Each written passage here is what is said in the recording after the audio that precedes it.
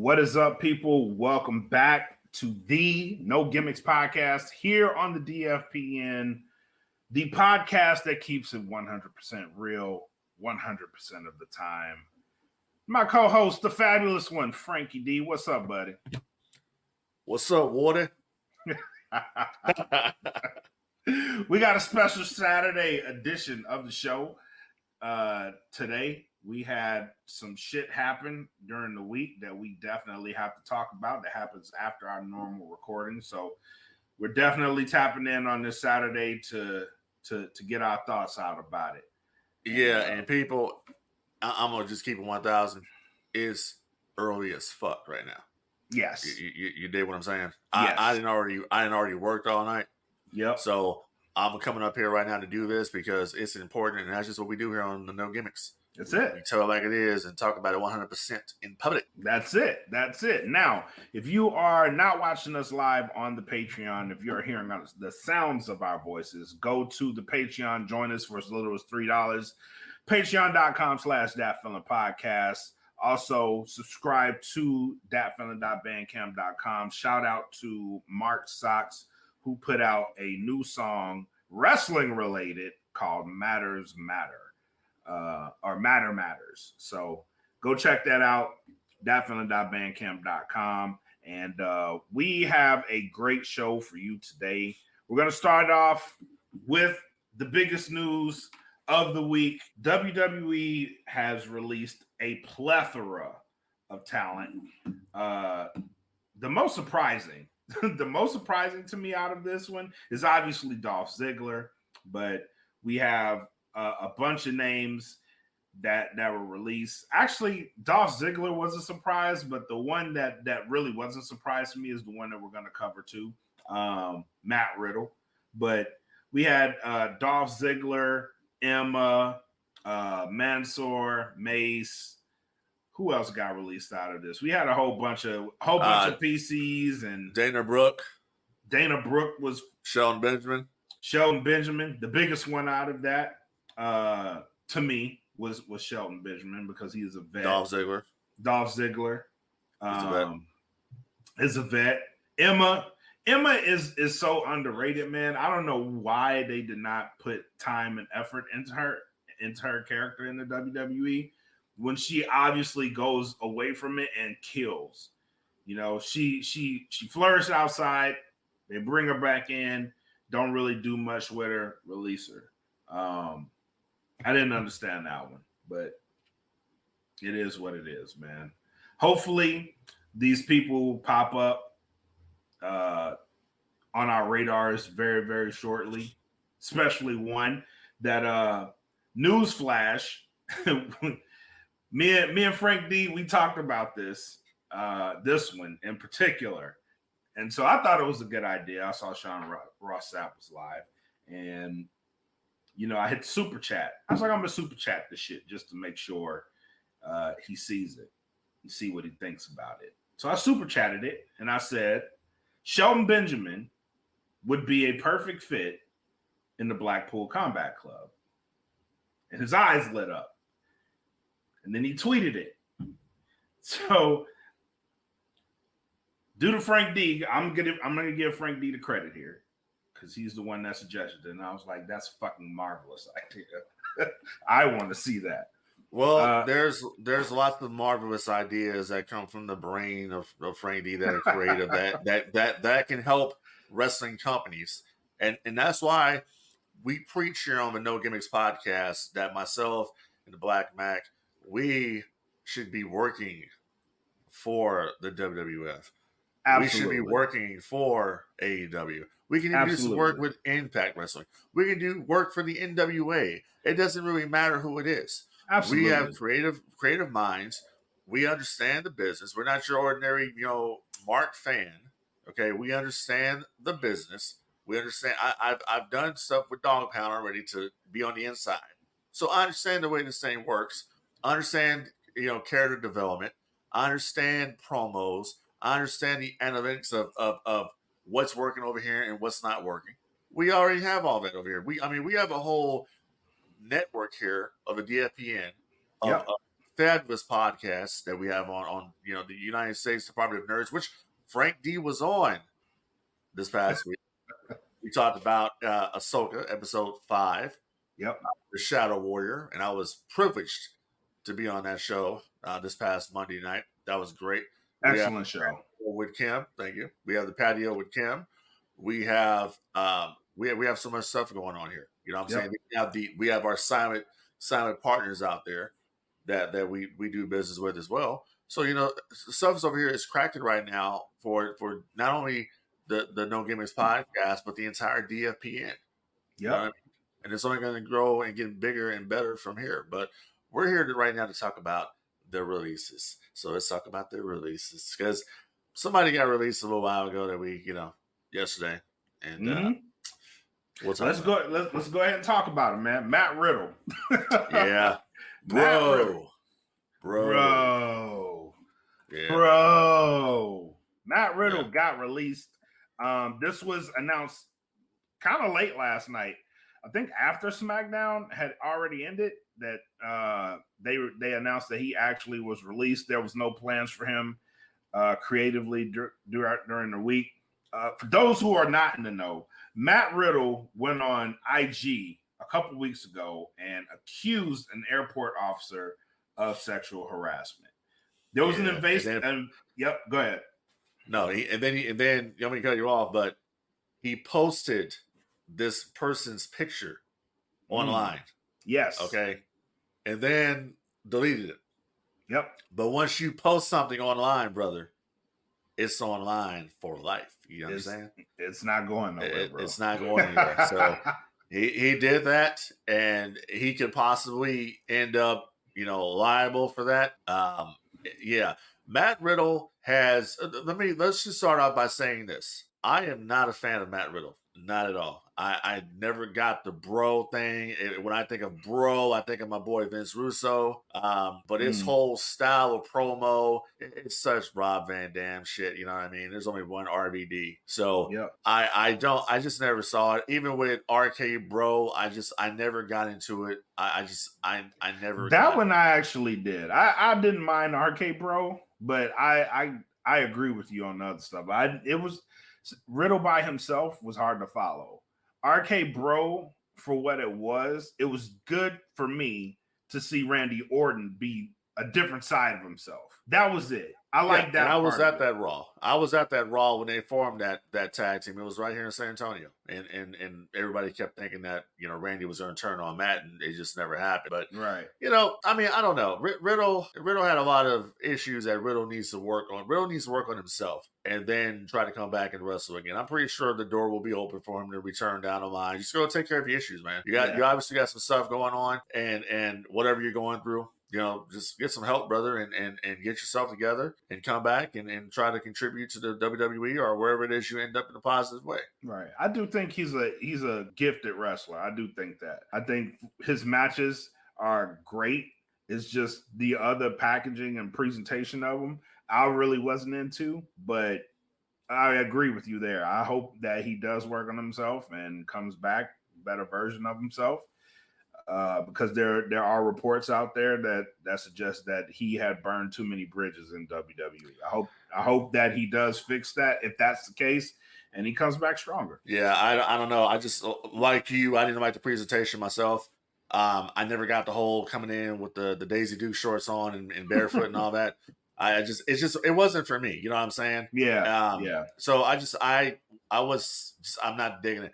I'm probably one of the few guys out here that I don't get LA Knight. I don't understand that. I don't get that.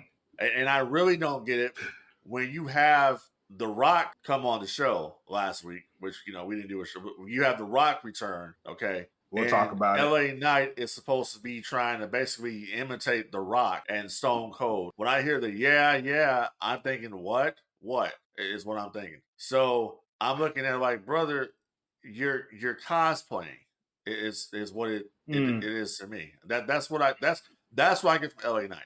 And I'm not taking anything away from you. If you're a fan of LA Knight, more power to you. I don't get it. And I've watched it and I don't get it. I don't understand it. I don't get it. I don't see what the big appeal is of him. and it's just what it is. And when I think of it, yeah, it's just okay. What? That's what song is.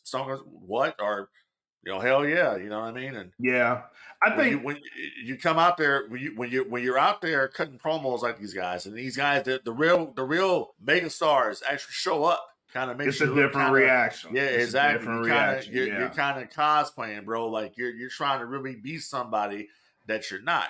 You dig? You could tell how big he is by the fact that The Rock actually came back. He had a match that night, and the reaction wasn't what it normally is for him. It just wasn't. So you have a point there. Like there's levels. The Rock is on a completely different level than an LA Knight. Well, but let's just be honest about it.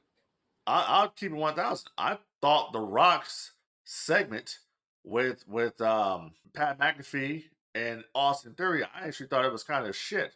To be honest with you, I thought it was lame. I thought Rock was rusty. Yeah, I thought he was rusty. Well, listen, here's the thing. Rocky had did something with Pat McAfee a couple hours before this. He just happens to be in the same seat that they're doing SmackDown. I think they're like 30 minutes away. So I think it was like a last minute spur of the moment type of thing to even get the Rock to even be on the show. So that's a good thing.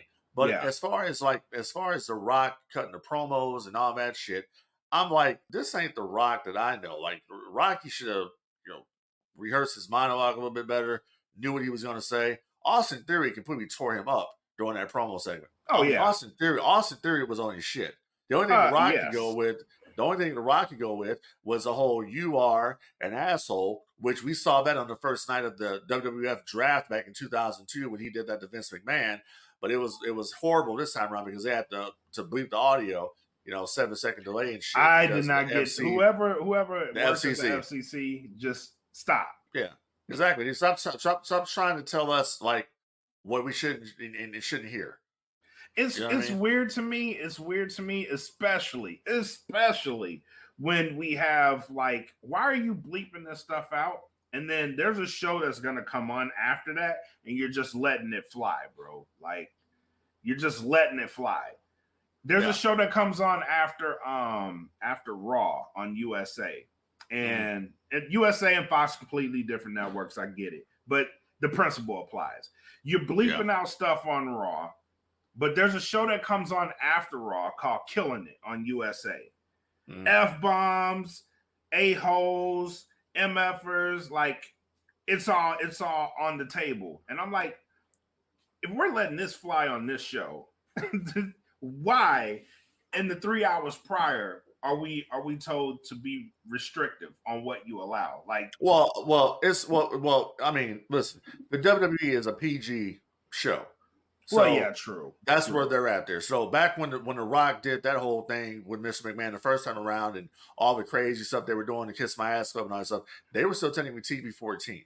Yeah. So they can get away with it now. Now, and especially on Fox is a broadcast network, so they're not going to push the envelope with stuff like that.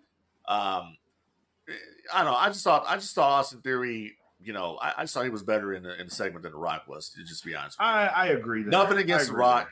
Nothing against The Rock, but the only reason The Rock was there is because The Rock didn't have anything else to do. The Hollywood writers' strike has opened him up and has opened John Cena up to do things. This is why you're seeing more. This is why they're there, and there's nothing wrong with that. Nothing wrong with that at all for them to even be there. You know what I'm saying? But we'll talk more about that a little bit later on in the show about where SmackDown is heading in the foreseeable future. But we also continuing on with the releases here. We also had a release of a WWE veteran who's been around ever since the days of the Spirit Squad, and I'm talking about Dolph Ziggler. Crazy. Dolph Ziggler didn't leave on his own like he was rumored to do years ago. Dolph Ziggler was actually released. I guess he answered his phone, and they said, we're going to go ahead and let you go. And what a run for Dolph Ziggler. Dolph Ziggler's run was so great that the great one himself, The Rock, tweeted had to acknowledge Dolph Ziggler. So what do you think Ziggler is going to go from here? Me personally, I think he's going to go to AEW. Before this release happened, they had his brother actually tweeted out a picture of him and his brother Dolph holding the titles of AEW. So I think that's most likely where he'll end up heading. I've heard a lot of fans say they prefer that he go there, and they would be happy to see him tag with his brother. The potential of matches there in AEW is there for him to work with younger talent and have great matches with them. Me personally, I would love to see him go to Japan or somewhere. Go explore the world, see the many different styles. Go to somewhere like an Impact. Impact has a great roster. They tell great stories. I'd love to see him to go to one of those two places as opposed to AEW. But I wouldn't be mad to see him tagging with his brother either. I say go to AEW. Know your worth, and on top of that, Dolph's been on this rigorous run with the WWE and that schedule. Now he can go to AEW and they work a limited schedule. Right. He's able to team up with his brother, get his brother some exposure, but also just think about the potential matches that we have with the Dolph Ziggler in AEW. You have Dolph Ziggler, Kenny Omega, Dolph Ziggler, Bryan Danielson, Dolph Ziggler, Chris Jericho, Dolph Ziggler, Jon Moxley, Dolph Ziggler, MJF, Dolph Ziggler, Adam Cole, Dolph Ziggler, fire matchups, bro. Dolph Ziggler, Samoa Joe. You have so many different wrestlers that he can work with. Then if you talk about tag team, Dolph Ziggler and his brother versus the Hardy Boys. You can have them versus Young Bucks. You can have them versus Bullet Club Gold. The best brother tag team. The Guns. Yep. You know what I'm saying? There's so many different avenues you can take by bringing him in. And I think that, Nick is going to do fine if he goes to AEW. I think so too. I think he'll be fine wherever he goes. But absolutely. But yeah. I just say know your worth.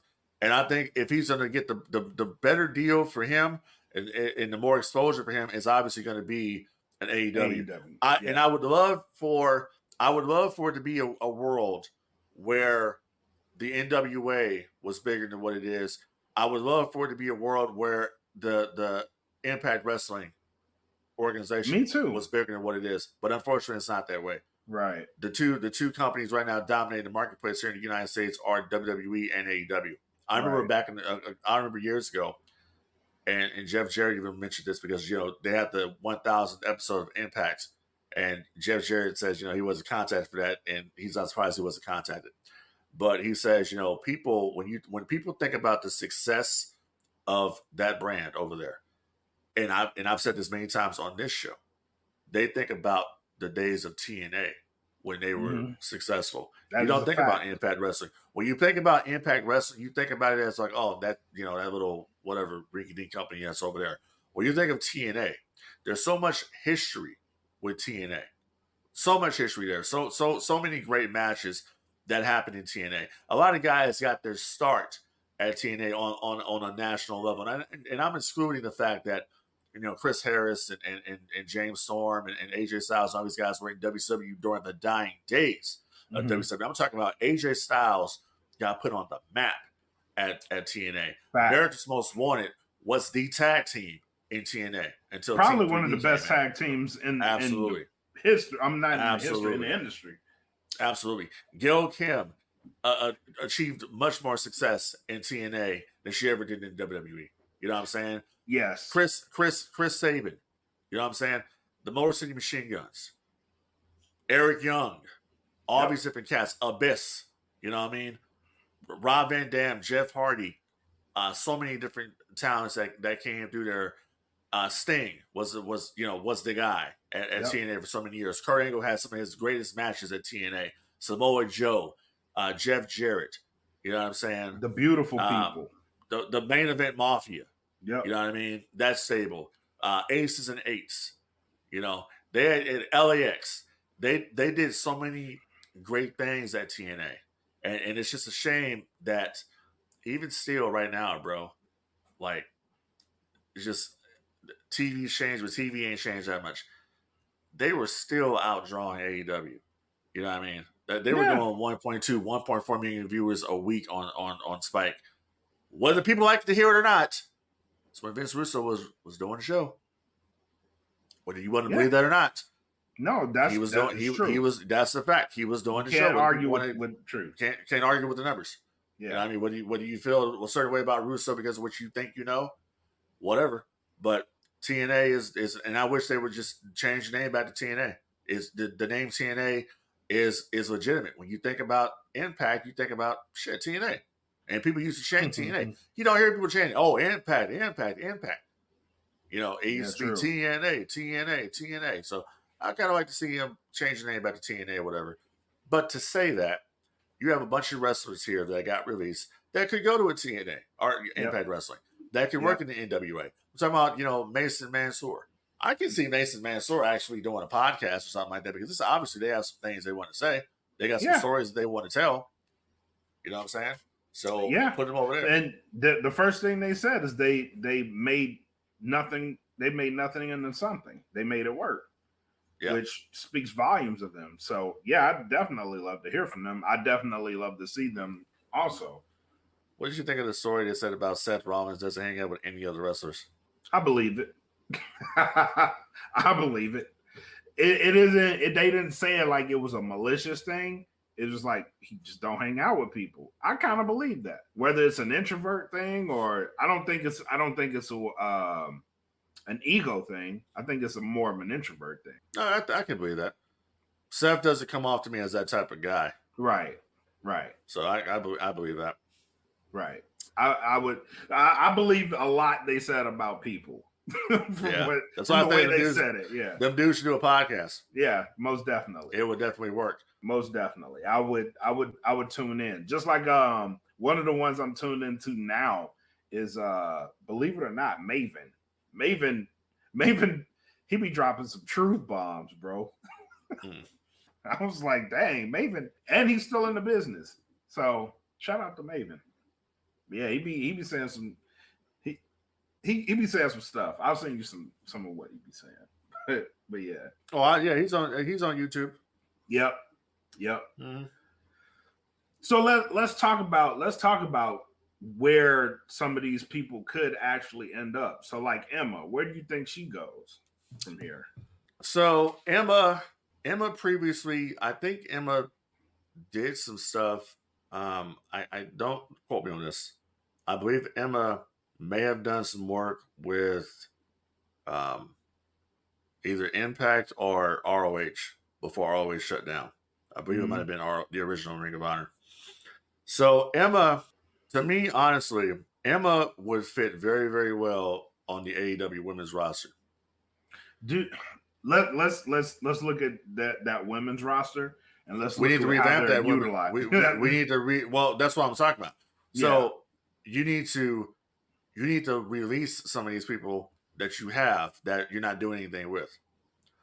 See, I'm for one am under the belief that they could honestly do, with the amount of women's talent that they have at AEW, they probably could get away with doing a women's TV show, an hour show dedicated to the women. Yeah, they could do that. They probably I can see that. You could do that.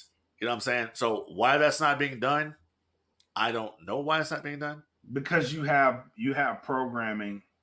You have too much programming as it is right now. Well, so you have this. Okay. So with Ring of Honor, it's a part of Honor Club. Right. So I think they've done this before, but they can do it again. Why not Tony Khan resurrect Women of Honor? And have a Women of Honor champion. Have Women of Honor champion, exactly. And it's its own thing. But the two they mingle between each other.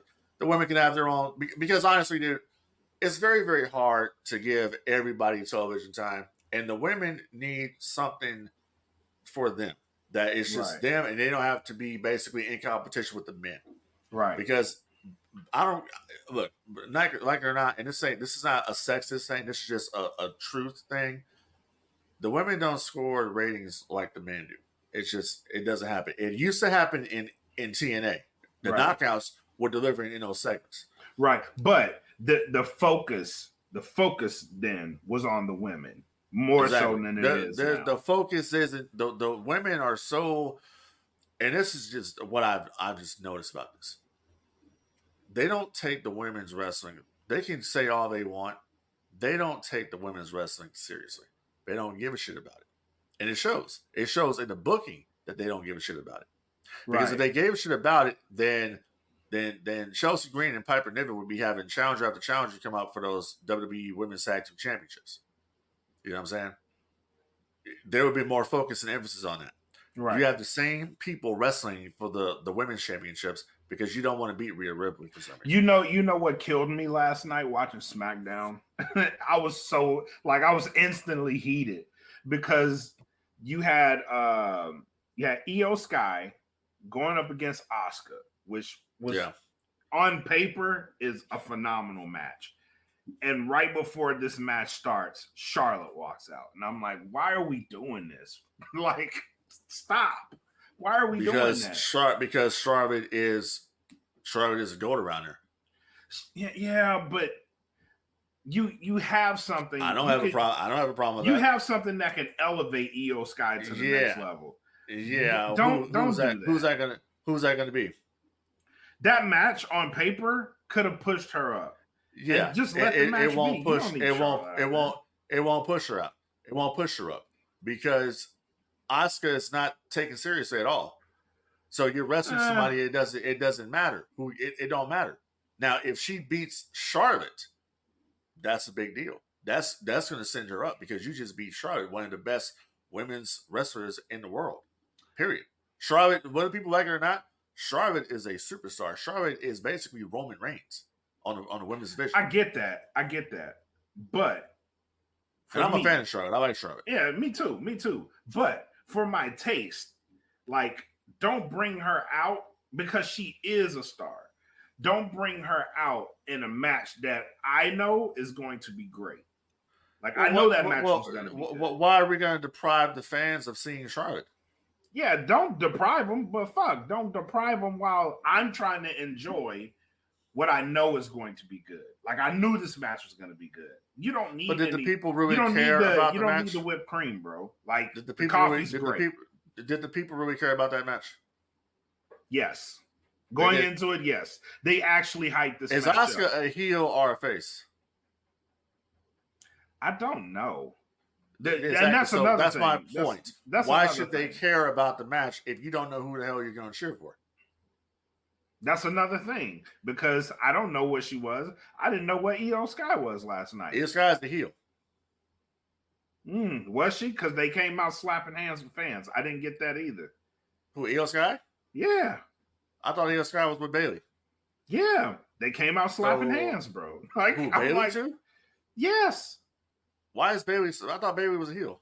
Don't know, bro. I don't know. That's why I was like, I'm like confused, but at the same time, don't confuse me even further by bringing Charlotte out. You know what? Well, you know what? Bayley is actually in need of a babyface turn at this point. I think she's running the course with the heel. She's running the course as the heel. Yeah, it's like Rhea Ripley. It's like I've been saying with Rhea Ripley. Rhea Ripley is a babyface, dude. For all intents and purposes, she is a babyface. You know, because the little girls like Rhea Ripley. Yeah, you know, so why not take that? But people are so and everybody hates Nia too. So well, everybody hates Nia, but then a lot of people don't like Charlotte. See, Charlotte Flair is a heel. She's better off as a heel. See, Ric Flair was always better as a heel. Mm-hmm. He worked comfortable as a heel. He was never really comfortable as a babyface. You remember back during the NWO days when Flair was out there? Flair was a babyface. Flair would have loved the reaction, but Flair always wanted to be a heel. But you can't be a heel when Hollywood Hogan's the top heel. It don't work that way. Exactly. So, you know what I'm saying? So it's like the same thing with Charlotte. It's like, yeah, Charlotte is a heel. This whole thing is like, I don't know, man. It's like I gotta go on WWE 2K23 and change the roster around here because it's, you know what I'm saying? Like, this person should be a babyface, this person should be a heel. The roles would be completely reversed. Yeah. And Bayley definitely is in need of a change. Like, I don't get that. I don't get that. Bayley versus Rhea. Why are we not seeing this feud? I don't know. Why are we seeing Becky Lynch in NXT? I don't know. It's like, but that speaks to your point. Like, why are we booking this way when there's so many better ways that you can go about it? Yep. Which brings me to my next point. Enter in somebody that we know is going to be a star when they get there, Jade Cargill. Jada Parker. Is that what she's going with? WWE trademarked the name Jada Parker. I don't know if I like that. I don't like it either. Jade Parker. Jade Parker, yeah. That works better, but I would have even went Jada. with Jade Storm because I know she likes Storm. But then Tony Storm, but yeah. Well, Tony Storm's in AEW, so yeah, true. But then it's like with the Storm, you got to wonder, is that going to infringe on anybody's intellectual property? Because she technically is. It's would that be infringing on Marvel? Yeah, true. But God, Jada Parker. When I'm thinking Jada Parker, I'm thinking Miss Parker. Miss Parker. That's what I'm thinking. You know what I mean? That's wild. I don't know if I like that. I gotta. What did Smokey say? What did Smokey say? Miss Parker. Miss Parker. What are you gonna be? Miss Parker. I mean, when you come at it from that way, I guess you can make it work. But I see the memes coming, dude. Oh, it's coming. Oh, you definitely know it's coming. Somebody could put Jade Cargill's body out there in that scene and watch Bernie Mac go across the street. Yep, exactly. I see it exactly. I don't know. Yeah, that may be. We started recording. That may be a killer in the long run. Who knows? Yeah.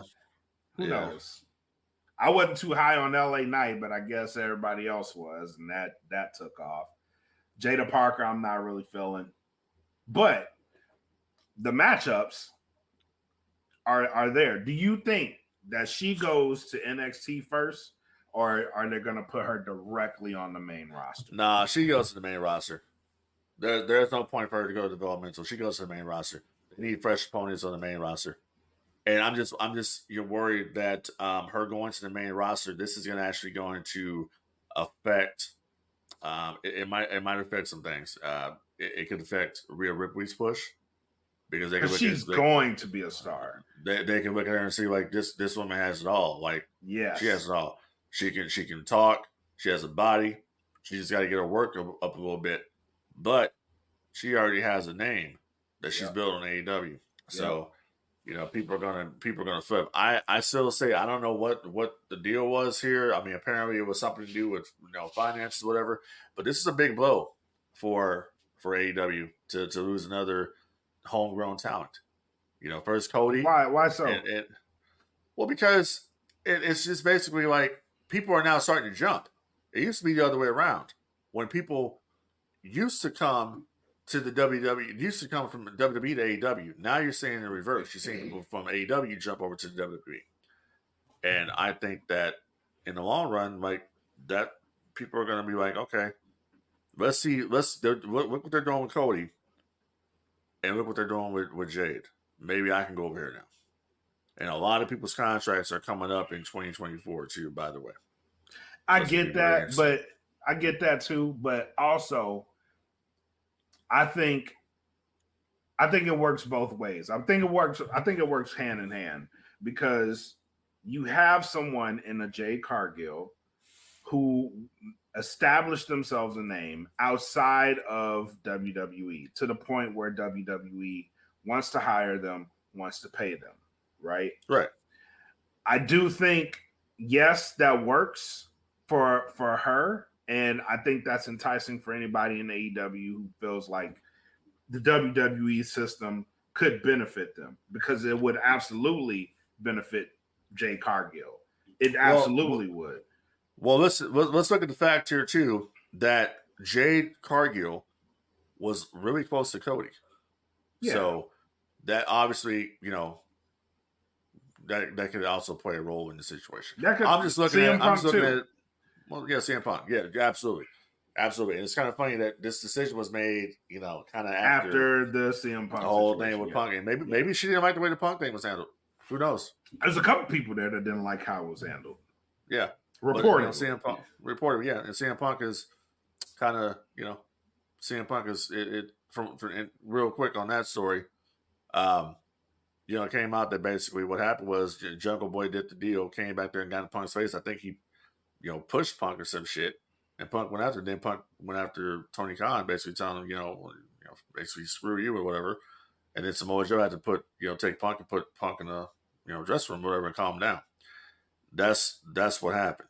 You know what I'm saying? So he actually did, grab at Tony Khan. So I don't know, man. That's what a couple people reported that were actually behind the scenes that actually saw it happening, that don't have an agenda. That this is what went down. So I don't know. CM Punk seems happy anyway. CM Punk is doing his MMA thing right now. His commentary gig. He seems pretty happy and content or whatever. I think he's ready. I think he was happy to put the AEW situation behind him. I do honestly believe he will show up in WWE. It's only a matter of time. Survivor Series is my. I think Survivor Series. Chicago, absolutely. Yeah, that's my. If it's not Survivor Series, it's definitely going to be the Royal Rumble. Yeah, but Survivor Series. Yeah, but back to the whole back and forth thing. So with Jade, yes, it definitely benefits her. For anybody looking at this and feel like it will benefit them, yes, it can benefit them. Likewise, you have people in the WWE who see this type of thing and say, well, maybe I can go make my name, establish my name in AEW, right? And then go back to WWE. Like it's a back and forth trade. It's so tricky right now though, because with the Endeavor merger now complete, with TKO Holdings now holding the interests of WWE, they released 100 employees from the office. Yeah, but that happens. That happens in the merger. But what I'm getting at here is that as far as talent goes, you release talent, and I understand more cuts are coming.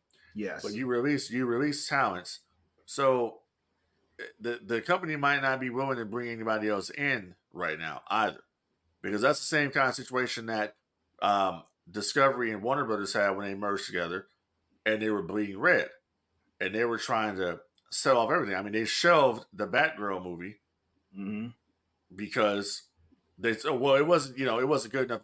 No, they wanted to save that $90 million. That it took to make that movie. Yeah. So we could have the same situation here where they're saying, like, listen, right now we don't want to bring anybody else on. So you're gonna get probably at least 2 quarters where you don't get any movement. No one comes in, no one goes out. Or no one comes in, people do go out. Yeah. So you could see that scenario play out just until they're back comfortable. So, and again, with this merger, you're going to see people lost on both sides. Exceptions will be made. Yeah, exceptions will be made. So, like CM Punk's exceptions will be made. Right. Because it just makes sense for them to do it. Exactly. Absolutely. But other than that, you may see people from both companies, UFC and WWE, out of a job soon. So, and that's just to keep the umbrella light, keep as many people that are effective on the job from both sides. If they can do one job for both sides, they will be doing one job for both sides. That's how a merger works. So it's unfortunate, but that's how it goes, and that's exactly why the WWE network is in the shape it's in right now. Yep. Good luck. That's all I can say. It sucks that people have to lose their jobs to a merger, but that's just how it works, man. Sorry. Yeah, it's unfortunate. Yeah. What else we got? The Rock returned. We covered that. All right. SmackDown last night. Do we get?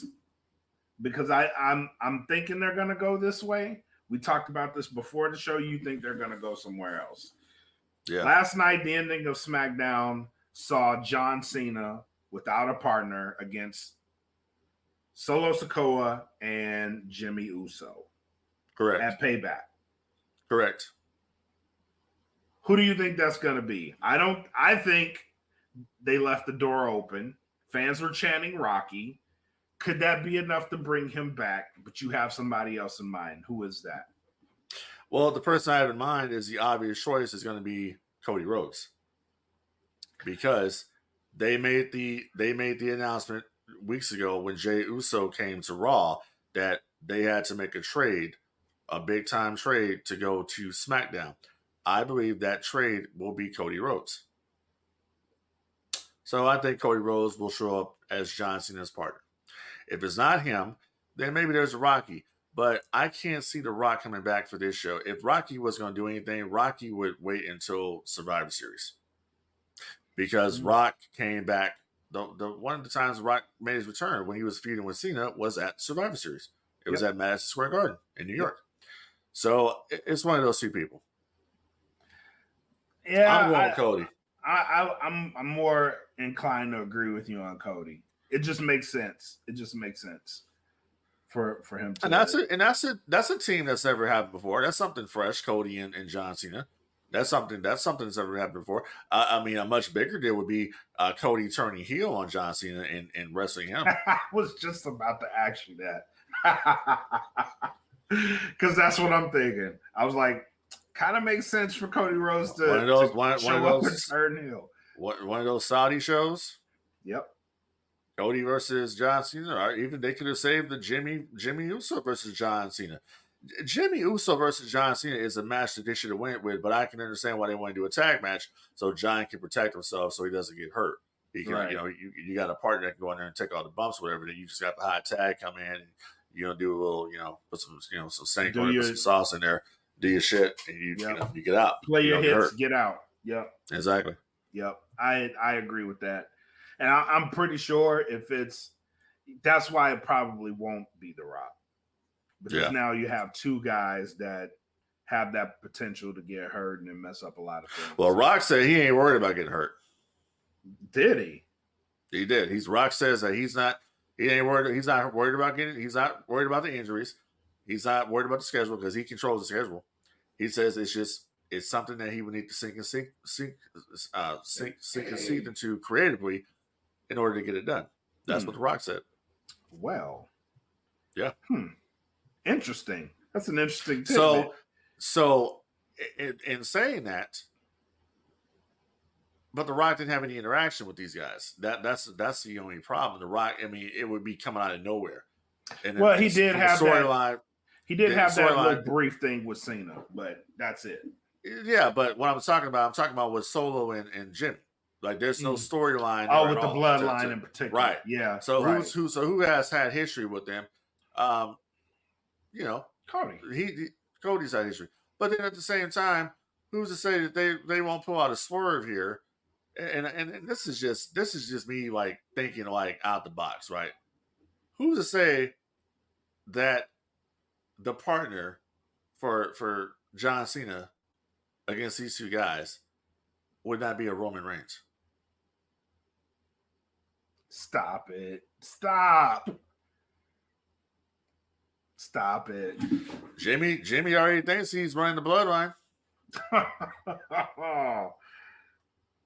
And that's him saying the error of his ways.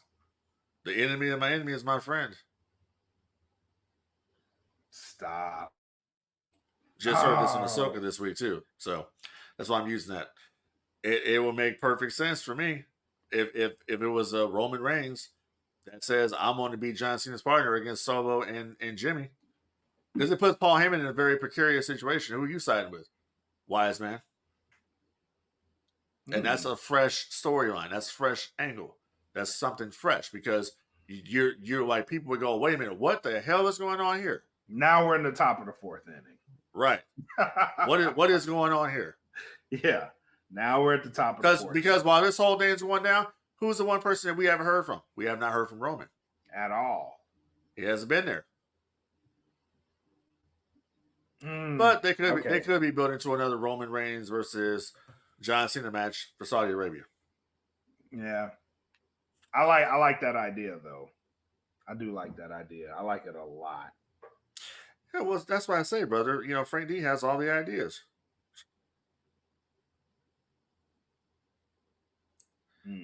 I like why? That. Because I'm just too sweet. Yeah, that's a great idea. Shit. That is a really good idea. We'll see. We'll definitely see. Yes, sir. That is damn. That's a good one. That's a good one. And he also threw a grenade out there. Rock did. So before he shows up on SmackDown, the biggest story of that day, before he shows up on SmackDown, was the fact that Roman and Rock was locked in at this past WrestleMania. Yeah, and the thing about it too is like, okay, so I'm hearing this, and if I'm Cody Rhodes and The Rock comes back, I want to confront The Rock. Like, why are you coming out here trying to steal my glory? Why are you coming out here trying to steal your time is done, brother? I respect what you've done, but this is a different WWE now. So you can book a Cody versus Rock match, which is something that's never happened, something that has been done, something that The Rock creatively can sink his teeth into. Yep. There you go. You got a lot of stuff going on here that they can go in different directions, but they won't go in any different directions. They're going to they're going to play it safe. Trust me. Yeah. Yeah. So, question for you. Rock versus Roman or Rock versus Cody? WrestleMania 40. Which one you go with? Why not have both? What do you mean? Why not have Rock versus Cody night 1, Rock versus Roman night 2, or Cody versus Roman night 1, Rock versus Roman night 2? That's a lot of risk for both. Or what if we do what if we do this? What if we have The Rock come back at the Royal Rumble and win the Rumble this time around? But then we have a situation where Cody is still entitled to a title match. So you have The Rock, you have Roman versus Cody. The winner faces The Rock at night 2, the champion. So basically, you have Cody could possibly go over Roman, and then he wrestles The Rock at WrestleMania night 2. If Roman beats Cody, then Roman versus The Rock at night 2 for the championship. I don't hate that. I don't hate that at all. Because you give Cody his spot, and then The Rock has his spot. It just means Roman would do double duty. I don't hate that at all. What I would do, this is just me, knowing the potential of the future, right? You have Cody versus Roman at Royal Rumble. Cody, hear me out. Cody versus Roman at Rumble. Cody goes over at Rumble, takes the belts. Hear me out. Set up Rock versus Roman at WrestleMania because you don't need the belt for that match. You don't need it on the line for that match. Set up Rock versus Roman at WrestleMania. Cody versus CM Punk at WrestleMania. Okay. All right. So here's the problem with that idea. The problem with that idea is that you're basically telling the viewers at home and you're telling everybody else that, well, Roman's reign doesn't really mean shit. It's not as important as you think it is because he just dropped it to Cody at the Royal Rumble. How many times has Roman defended that championship in the past? Doesn't matter. Year? Doesn't matter. They've gone on for this long with it. There's only one person that can take this championship off of Roman Reigns, and it would be legitimate, and it's got to be The Rock.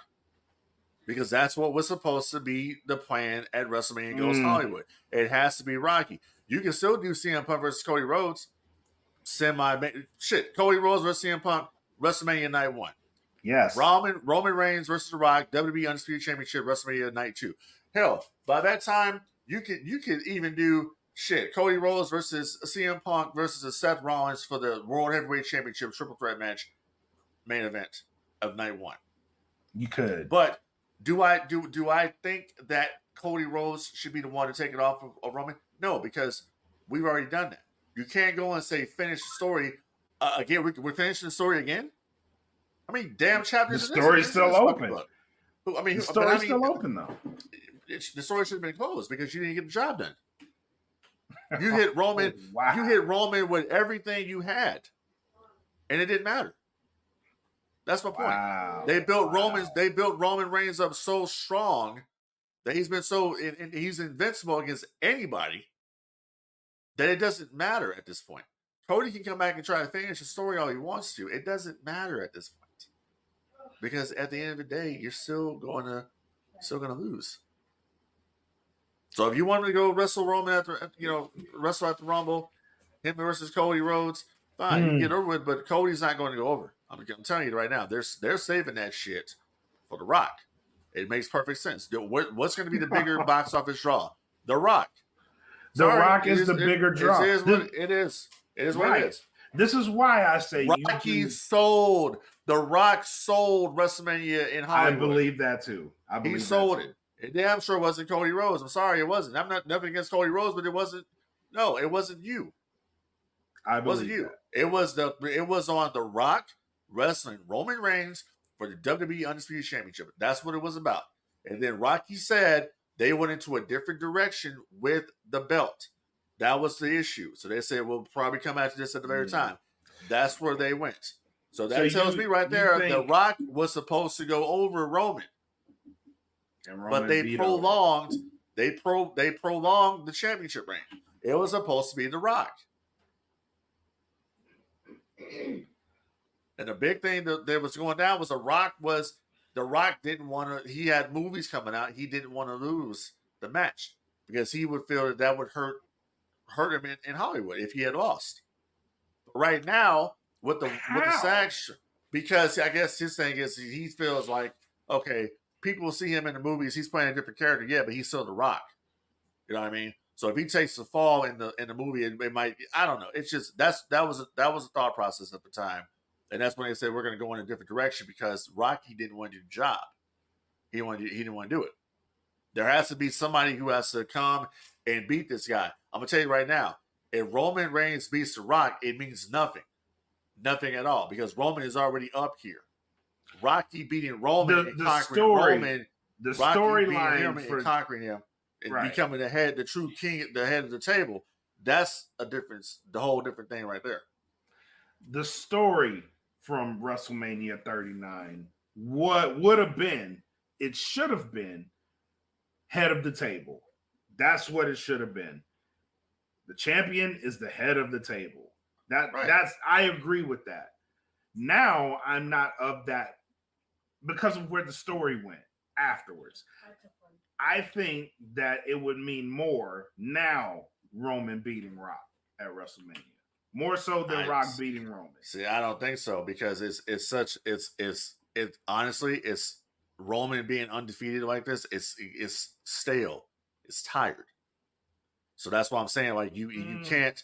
It's a done data. The whole point of this is for Roman to go back being a babyface, for him to see the error in his ways. You can still That's the whole point. So The Rock beating him and becoming the champion, that's the only way to go because you're going to sell more belts with The Rock as a champion. You're going to get more TV ratings. Listen, with the SAG writer strike going on right now, there ain't going to be no new movie projects for The Rock for probably about a year. It's not going to happen. No new TV shows or nothing right now. So Rocky has time. You know what I'm saying? So it would make perfect sense to me if I'm working for the company and I'm working for Endeavor and I'm looking at Cody Rhodes and I'm looking at The Rock, I'm going to say, shit, man, if we can get The Rock come here, one of the biggest stars in Hollywood, come out here and wrestle Roman Reigns, and by the way, these two are family, wrestle in a match, and it's the WWE champion head of the table.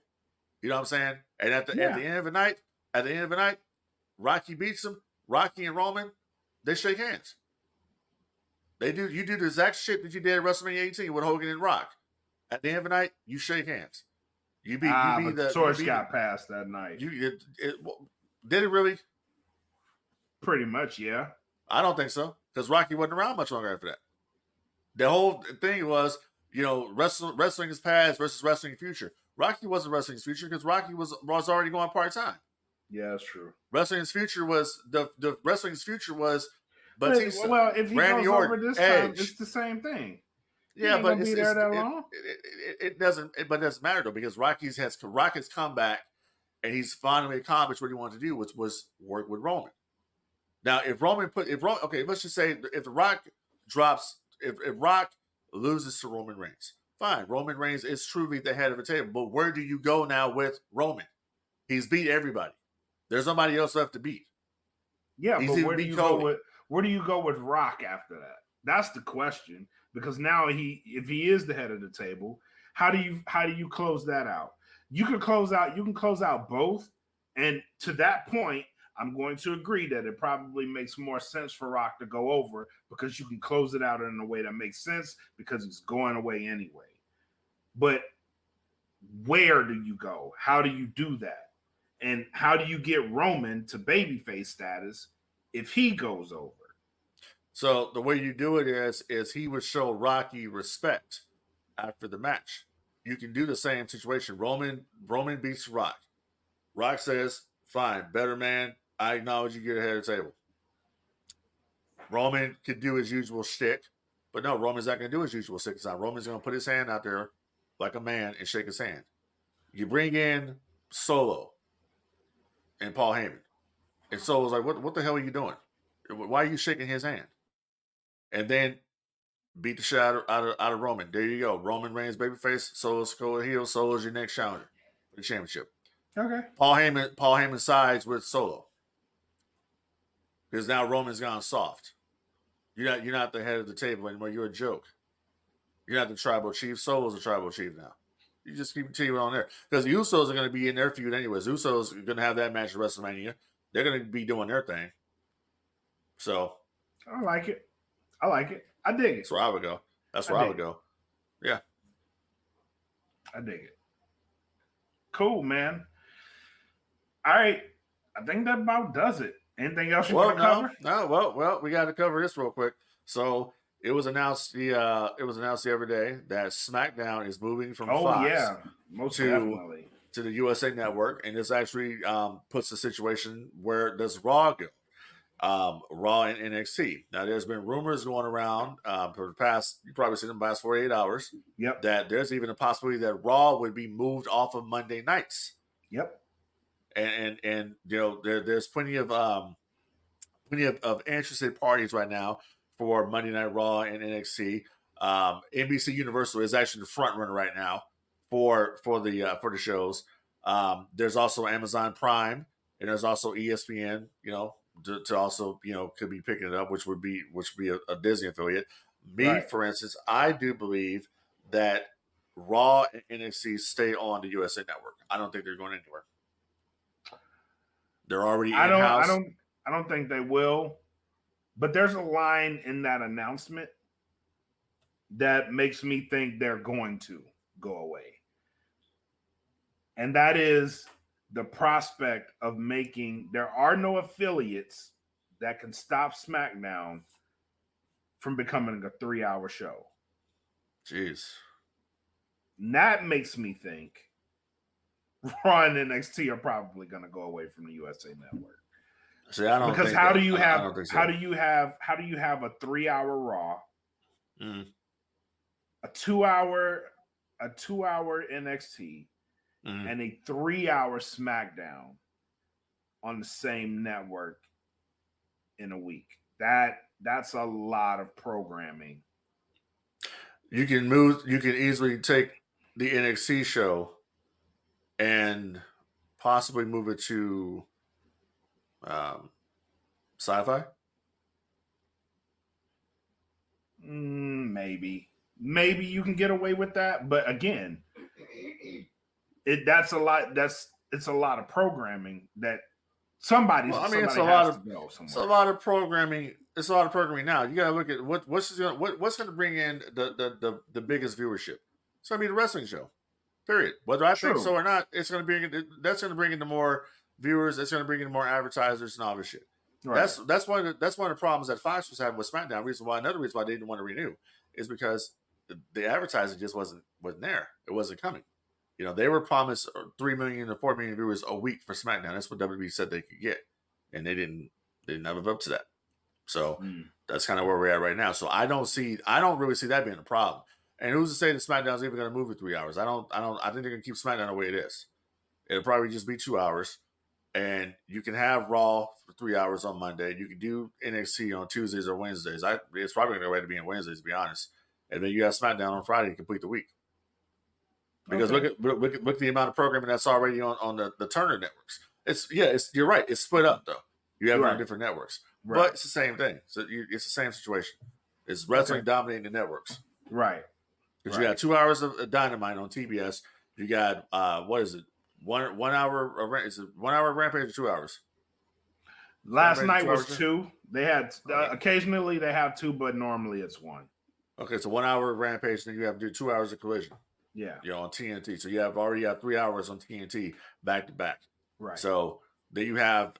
So I don't really see it being a problem. It's just you're gonna have to hire more people to maintain this shit. But I don't really see it being an issue. I don't see Raw and NXT going anywhere. It's an NBC Universal brand. They know what Raw does for USA Network. They have the WWE Network until 2020. It makes no sense at all to break this up. It makes no sense.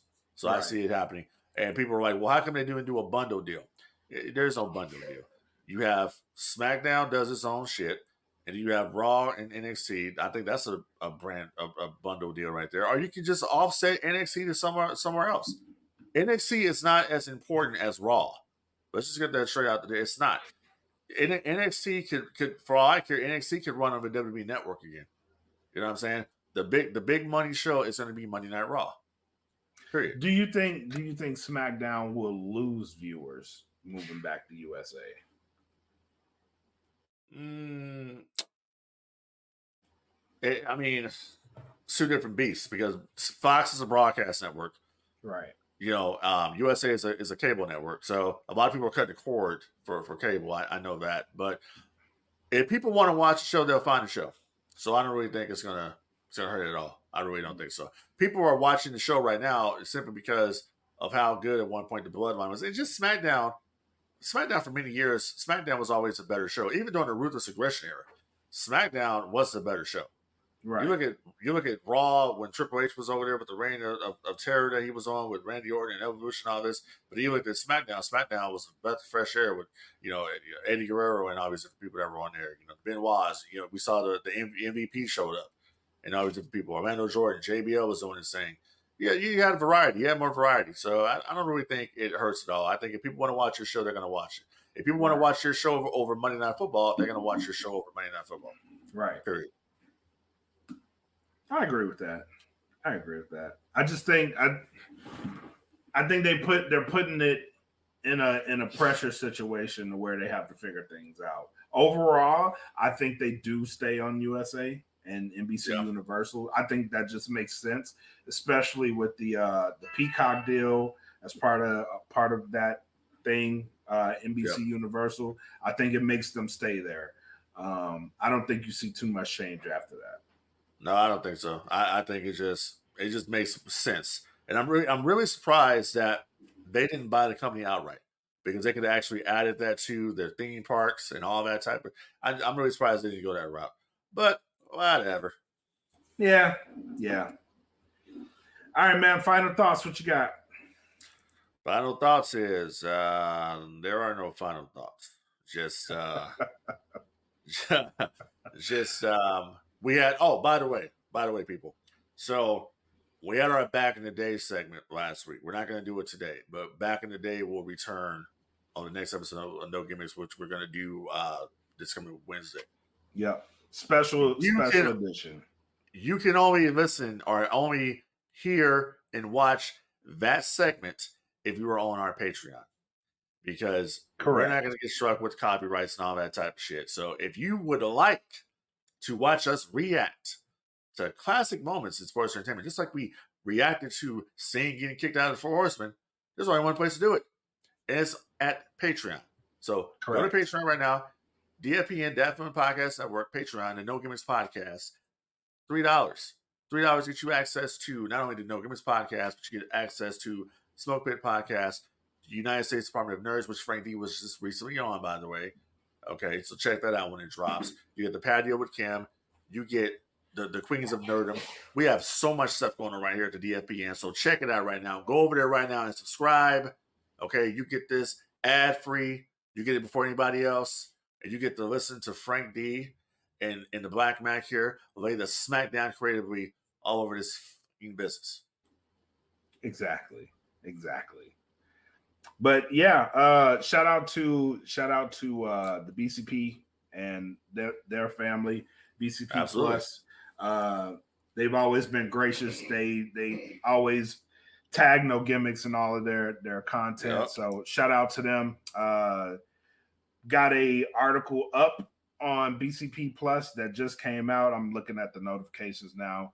I do the rankings for them. I am a contributor over at BCP Plus, so I do the AEW rankings and occasionally a couple of articles. So go check them out. Shout out to Rob and Mike. Oh, Mike Mueller, actually. Mueller. I'm gonna say Mueller. He sent the request over. He would actually like to come on No Gimmicks next week. Oh, really? So, yeah. Well, we'll see about making that happen. All right. So, and also don't forget the merchandise, the Teespring. Check out the merchandise of DFPN, the No Gimmicks podcast at NGP. Out there, we're doing our thing. So check it out right now. Go to teespring.com/DFPN or just search DFPN and you will come a part of you will find some sweet ass merch. You dig what I'm saying? Yes. So go check it out. Go cop the merch. Get on the Patreon. Support your boys. Support the whole DFPN. Support what we're doing over here. And that's pretty much it, man. Also, by the way, all your pets out there, they help to control the pet population. Have your pets spayed or neutered. And keep your pets' paws off the heat, baby. It's hot outside. You dig? Yep. But that's our show for today. Thank you guys for tuning in to the No Gimmicks podcast on the DFPN. Until next time, you guys have a great week. End and peace.